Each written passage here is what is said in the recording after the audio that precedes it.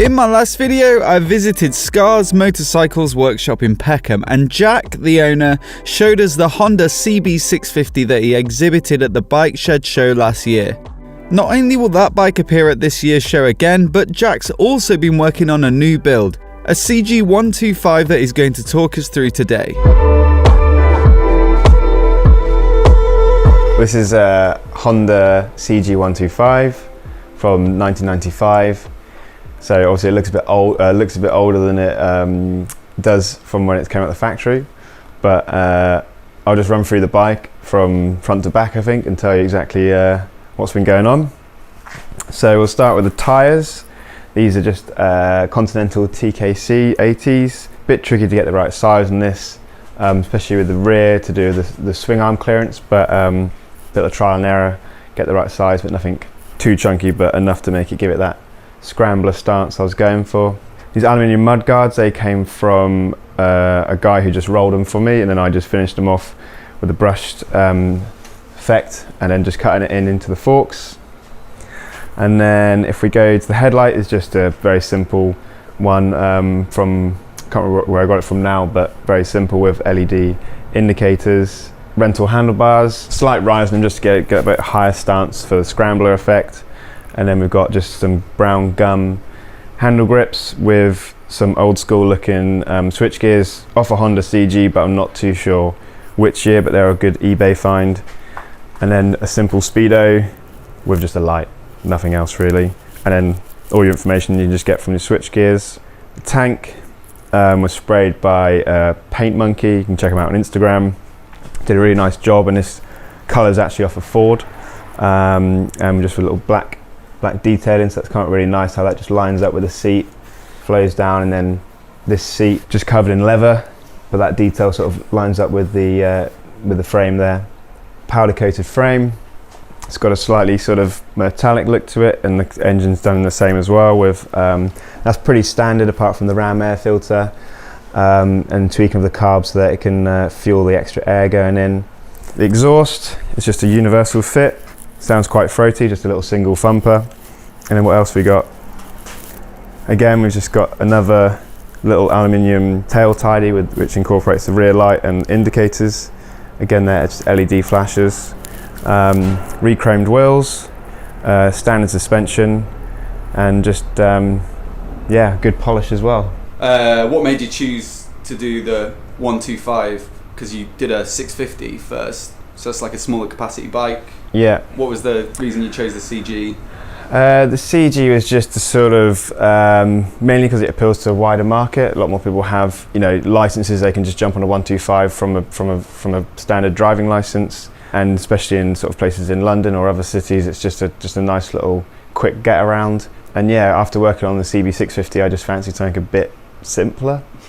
But in actual fact, the same amount of work goes into this as the other custom. It's just a smaller engine. That's the only real thing, and you can pick it up with your hands instead of using cranes. Because you were saying there was a few things that were a bit like the carbs would be the thing that was easier. Or yeah, the carburetor's easier just to tune up because it's just a couple of screws. I didn't rejet it. There's only one of them, so you don't have to sync them all. Obviously, you've got 4 carbs, then you've got to sync them all. And generally, it's just easier and it's kickstart as well, not electric, so you're not worrying too much about where the faults are. It's just turn it over very simply. And yeah, it's just something I could an accessible bike really. You said it was a bit simpler than doing that bike. A lot of work still, but anything particularly difficult or unexpected that came up on it, or? Good question. Not really? Not really, no, because there is a photo on Instagram of like what this looked like beforehand, and it had this sort of just a horrible 90s sort of plastic wobbly sort of design at the time. And I suppose getting the fuel tank fitting right, because obviously underneath it's essentially the same bike as it was made in the 70s, but the way the fuel tank's mounted is different, so I had to like cut away the old mounting, drill a hole through the frame, and then put a new mounting, and just making sure it's all lined up correctly so that the lines are flowing, because it's quite easy to spot when someone just plonks a tank on the bike and expect it to look like a cool bike. It takes a bit of time to get all those lines flowing.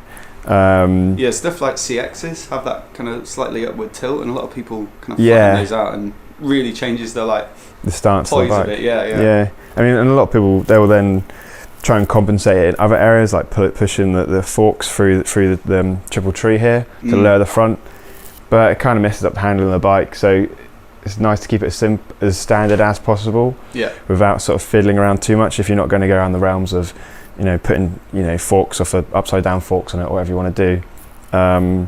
So it's still pretty much stock, apart from tank and obviously the accessories that go on it, like the suspension's the same, the swing arm's the same. Obviously the tires will change the handling, but sort of look I was going for, really. Yeah. Did you say the tank was from the original, or is it a different year? It's I don't know what year it's. I've got it second hand, so it's a bit impossible to say what year it came from. But it's the same tank as they put on, I suppose, of the early 80s, even the late 70s ones. And then was there any other bits you swapped out? I think you said the switch gear were off.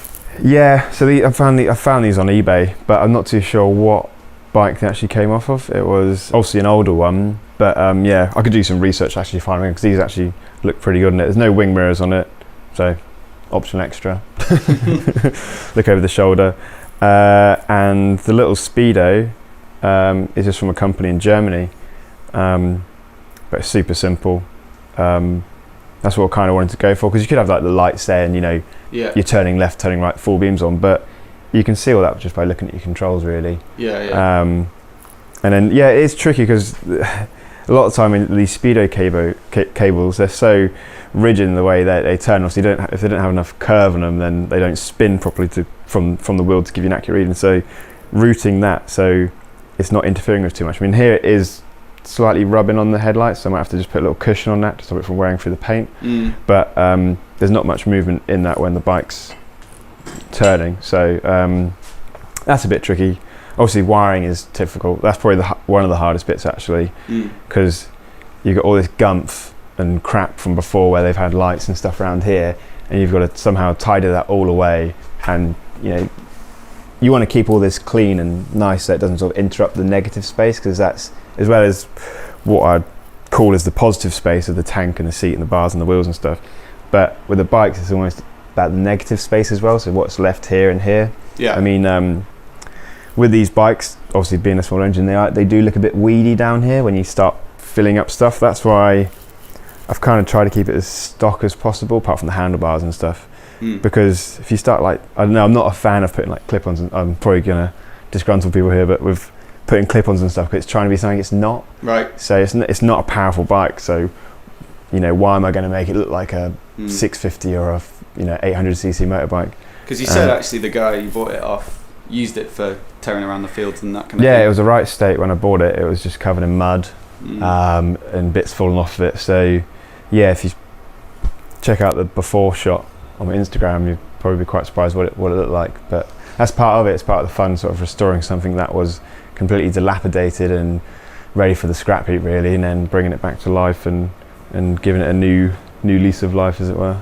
So plans for it are it'll be at the Bike Shed show in a couple of weeks. Yeah.